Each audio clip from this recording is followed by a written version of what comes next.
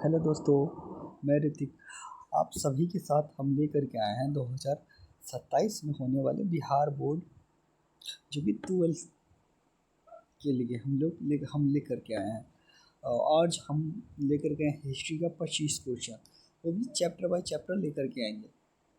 पहला चैप्टर है हड़प्पा सभ्यता, जिनके हम 25 क्वेश्चन लेकर के आए हैं और उसकी सभी विषयों का लेकर के आएंगे। तो आज मेरा ये पहला वीडियो है और आप लोग कृपया अगर अच्छा लगे तो सपोर्ट करिएगा। तो पहला क्वेश्चन है, हड़प्पा सभ्यता की खोज किसने की थी? हड़प्पा सभ्यता की खोज किसने की थी? द जॉन मार्शल या दयाराम साहनी, कनिंघम, राखालदास बनर्जी। तो कौन किए थे? दयाराम साहनी किए थे। कब किए थे? 1921 ईस्वी में। कब किए थे? 1921 ईस्वी में हड़प्पा सभ्यता की खोज दयाराम साहनी ने किए थे। और राखालदास जो बनर्जी थे वो मोहनजोदड़ो की खोज किए थे। किसकी खोज किए थे? मोहनजोदड़ो की खोज। कब किए थे? 1922 में। कनिंघम जो थे भारतीय पुरातत्व विभाग के संस्थापक कह सकते, हाँ संस्थापक थे, भारतीय पुरातत्व विभाग के संस्थापक थे। अब हम लोग सेकेंड क्वेश्चन पे आते हैं। मोहनजोदड़ो किस नदी के किनारे स्थित है? मोहनजोदड़ो जो है वो किस नदी के किनारे स्थित है? गंगा, यमुना, सिंधु, सतलज। तो सिंधु नदी के किनारे स्थित है, क्योंकि इसे सिंधु घाटी सभ्यता के नाम से जाना जाता है। ये सिंधु नदी के किनारे स्थित है मोहनजोदड़ो। तो इसका आंसर बी हो जाएगा। क्वेश्चन नंबर थर्ड, हड़प्पा सभ्यता को और किस नाम से जाना जाता है? तो हड़प्पा सभ्यता को वैदिक सभ्यता, सिंधु घाटी सभ्यता, गुप्त सभ्यता, मौर्य सभ्यता। ये तो नहीं होगा, क्योंकि ये वैदिक सभ्यता, गुप्त सभ्यता भी नहीं होगा, मौर्य सभ्यता भी नहीं होगा। तो सिंधु घाटी सभ्यता के नाम से जाना जाता है हड़प्पा सभ्यता को, क्योंकि सिंधु नदी के तट पे बसा हुआ था। विशाल स्नानागार कहाँ से मिला है? तो विशाल स्नानागार हड़प्पा से मिला है या लोथल से मिला, मोहनजोदड़ो से मिला, कालीबंगन से मिला। तो कहाँ से मिला है? तो मोहनजोदड़ो से मिला। विशाल स्नानागार कहाँ से मिला है? मोहनजोदड़ो से मिला। स्नानागार का मतलब क्या होता है? स्नान करने वाला। समझ गए? फिफ्थ नंबर क्वेश्चन पे हम लोग आ गए। हड़प्पा सभ्यता की लिपि कैसी थी? तो हड़प्पा सभ्यता की लिपि ब्राह्मी, खरोष्टी, अपटिपी या देवनागर। तो कैसी थी? अपटिपी, जो कि भाव चित्रात्मक थी, जिसे हम लोग पढ़ नहीं पाए। लिखित साक्ष्य तो है लेकिन पढ़ नहीं पाते हैं। लोथल किस राज्य में स्थित है? तो लोथल जो है गुजरात में स्थित है। और लोथल गुजरात में स्थित है। किस नदी के किनारे स्थित है? भोगवा नदी के किनारे स्थित है। किस नदी के किनारे स्थित है लोथल? भोगवा नदी के किनारे स्थित है। गोदीवाड़ा का साक्ष्य कहाँ से मिला है? तो लोथल से मिला है। कहाँ से मिला है? लोथल से मिला है। हड़प्पा सभ्यता का प्रमुख व्यवसाय क्या था? हड़प्पा सभ्यता का प्रमुख व्यवसाय क्या था? तो हड़प्पा सभ्यता के लोग जो थे प्रमुख व्यवसाय कृषि करते थे। क्या करते थे? कृषि करते थे। हड़प्पा सभ्यता किस युग की सभ्यता थी? 9th नंबर क्वेश्चन है, हड़प्पा सभ्यता किस युग की सभ्यता थी? तो हड़प्पा सभ्यता पाषाणी की तो नहीं थी, पाषाणी की नहीं थी, मतलब ये लोग प्राग ऐतिहासिक काल का हो गया। कांस्य युग की सभ्यता थी। किस युग की सभ्यता थी? कांस्य युग। इस काल में तो लोहा का कोई साक्ष्य नहीं मिला है, तो तो लोहा युग तो नहीं हो सकता। तो क्या होगा? Option number C. क्या हो जाएगा? ऑप्शन नंबर सी, कांस्य युगीन सभ्यता। क्वेश्चन नंबर 10, कालीबंगन कालीबंगन कहाँ स्थित है? तो कालीबंगन राजस्थान में स्थित है। इसे कालीबंगन क्यों कहा जाता है? क्योंकि यहाँ पे काली रंग की चूड़ियाँ बनाई जाती थी। क्या बनाई जाती थी? काली रंग की चूड़ियाँ। याद रखिएगा, आ सकता है। क्योंकि कालीबंगा कहाँ स्थित है? तो राजस्थान में स्थित है। आप पूछेगा कालीबंगा से क्या मिला है? तो यहाँ से हल भी मिला। क्या मिला? हल का साक्ष्य मिला और काली रंग की चूड़ियाँ बनाई जाती थी। हड़प्पावासी किस धातु से परिचित थे? नहीं थे। हड़प्पावासी किस धातु से परिचित नहीं थे। तो इसमें तांबा से थे। इस काल में तो कांसा तो अधिक मात्रा में मिला है और इसलिए इसे कांस्य युगीन सभ्यता के नाम से भी जाना जाता है। इस काल में जो है लोहा नहीं मिला। क्या नहीं मिला? लोहा जो उत्तर वैदिक काल में मिला है। कहाँ मिला है? उत्तर वैदिक काल में मिला है। ठीक है। क्वेश्चन नंबर 12, चंद्रखुद्रो किसके लिए प्रसिद्ध है? तो चंद्रखुद्रो जो है कृषि के लिए नहीं, सिंचाई के लिए नहीं, मन के बनाने के लिए प्रसिद्ध है। किसके बनाने के लिए प्रसिद्ध है? मन के बनाने के लिए। ऑप्शन नंबर ए इसका आंसर हो जाएगा। क्वेश्चन नंबर 13, हड़प्पा सभ्यता का सबसे बड़ा नगर कौन था? हड़प्पा भी नहीं था, धौलावीरा भी नहीं था, लोथल भी नहीं था, मोहनजोदड़ो।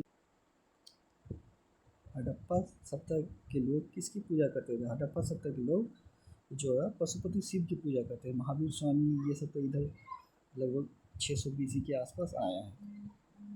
तो हड़प्पा सभ्यता के लोग किसकी पूजा करते थे? पशुपति शिव की पूजा करते थे। किसकी करते थे? पशुपति शिव के थे। इसका आंसर क्या हो जाएगा? Option number B. Option number B याद रखिएगा। हड़प्पा सभ्यता का काल माना जाता है 2500 से लेकर 1500, ये हो सकता है। बाकी 3500 से लेकर 2500 ये नहीं हो सकता, ये भी नहीं हो सकता, ये भी नहीं हो सकता। तो ये ऑप्शन नंबर है। वैसे तो 2350 से लेकर के 1750 होना चाहिए। बाकी 2350 से लेकर के 2500 से लेकर के 1500 ईसा पूर्व है इसका काल। Option number A. बाकी ये ज़्यादातर एग्जाम में आएगा 2350 से लेकर के 1750, याद रखिएगा।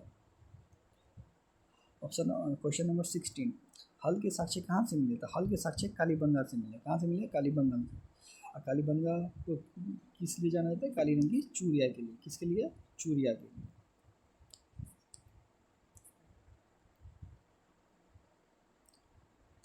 मोहनजोदड़ो का अर्थ क्या होता है? देवताओं का नगर, व्यापारिक नगर, किला, ये नहीं होता, मृतकों का टीला होता है। मोहनजोदड़ो का अर्थ क्या होता है? मृतकों का टीला होता है। अब मोहनजोदड़ो किस नदी के किनारे स्थित है? सिंधु नदी के किनारे स्थित है, ये भी याद रखिएगा। और मोहनजोदड़ो सबसे बड़ा नगर था, यहाँ से स्नानागार मिला है, ये भी याद रखिएगा। मोहनजोदड़ो का अर्थ क्या होता है? मृतकों का टीला। ये बहुत ही इंपॉर्टेंट क्वेश्चन है, ये आता ही रहता है, समझे। हड़प्पा सभ्यता के लोग किस फसल की खेती करते थे? हड़प्पा सभ्यता के लोग किस फसल की खेती करते थे? गेहूँ, जौ, इन दोनों का फसल करते थे। हड़प्पा सभ्यता के लोग गेहूँ, जौ दोनों का खेती करते थे। Question number 19। Question number 19, Harappa सभ्यता के घर किससे बना होता था? हड़प्पा सभ्यता के घर पक्की ईंटों का बना होता था। किससे बना होता था? पक्की ईंटों का बना होता था। ऑप्शन नंबर सी इसका आंसर हो जाएगा। हड़प्पा सभ्यता में व्यापार के लिए किसका प्रयोग किया जाता था? तो हड़प्पा सभ्यता में व्यापार के लिए मोहरों का प्रयोग किया जाता था, क्योंकि मोहरें बना करके एक जगह से दूसरी जगह भेजा जाता था, क्योंकि मोहर का सेल खरी से बना रहता था। किससे बना रहता था? सेल खरी से बना रहता था। अब बाकी ये इससे पता चल जाता था कि कोई वस्तु अगर किसी को हम दिए हैं तो वो व्यक्ति लेकर के जा रहा है, तो रास्ते में क्या पता वो मतलब चेक किया या नहीं किया है, तो इससे पता चल जाता है। अगर वो मोहर जो है उखड़ा हुआ है तो इसका मतलब ये है कि वो पहले से खुला हुआ है। समझे? तो मोहरें किससे बनी होती थी? सेल खड़ी से बनी होती थी, सेल खड़ी से बनी होती थी। क्वेश्चन नंबर 21, हड़प्पा सभ्यता के नगर की प्रमुख विशेषता क्या है? हड़प्पा सभ्यता के नगर की प्रमुख विशेषता क्या है? तो ये जो है नगर नियोजित नगर व्यवस्था थी। कैसी व्यवस्था थी? नियोजित नगर व्यवस्था थी। ऑप्शन नंबर बी हो जाएगा, क्योंकि नियोजित व्यवस्था होने के कारण यहाँ की सड़कें जो थी संपूर्ण थी, सड़कें संपूर्ण थी। फिर नगर नियोजन 2 भाग में बांटा गया था, पश्चिम पूर्व भाग में। पश्चिम में अमीर लोग रहते थे, मध्यम मध्यम परिवार के लोग रहते थे, मतलब यही नगर नियोजित सड़क था। अच्छी खासी व्यवस्था थी। नाली नाली का व्यवस्था था जो कि लकड़ी से ढक दिया जाते थे। ये सब बढ़िया से बताए है हड़प्पा सभ्यता, इसलिए ये नगर नियोजित नगर व्यवस्था थी। क्वेश्चन नंबर 25, धौलावीरा कहाँ है? तो धौलावीरा गुजरात में। धौलावीरा कहाँ है? गुजरात में। और लोथल भी कहाँ है? गुजरात में। हड़प्पा सभ्यता का प्रमुख मंदिर कौन सा है? तो हड़प्पा सभ्यता का प्रमुख मंदिर का लोथल है, जो कि भगवा नदी के किनारे स्थित है। कहाँ स्थित है? भगवा नदी के किनारे। यहाँ से गोरीबारा का साक्ष्य मिला है। इसका साक्ष्य मिला है? गोरीबारा का साक्ष्य, याद रखिएगा। हड़प्पा सभ्यता में जल निकासी व्यवस्था कैसी थी? हड़प्पा सभ्यता में जल निकासी की व्यवस्था अत्यंत विकसित थी। क्या थी? अत्यंत विकसित थी। हम लोग 25 क्वेश्चन कर लिए, अब 24 क्वेश्चन कर लिया। 25 जो कि अंतिम क्वेश्चन है, सिंधु सभ्यता का पहला खोजा गया स्थल कौन था?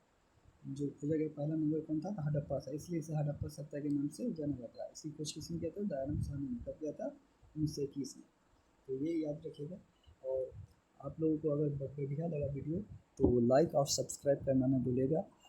आगे भी लेकर के आएंगे चैप्टर बाय चैप्टर, तो लाइक और सब्सक्राइब करना न भूलिएगा। धन्यवाद।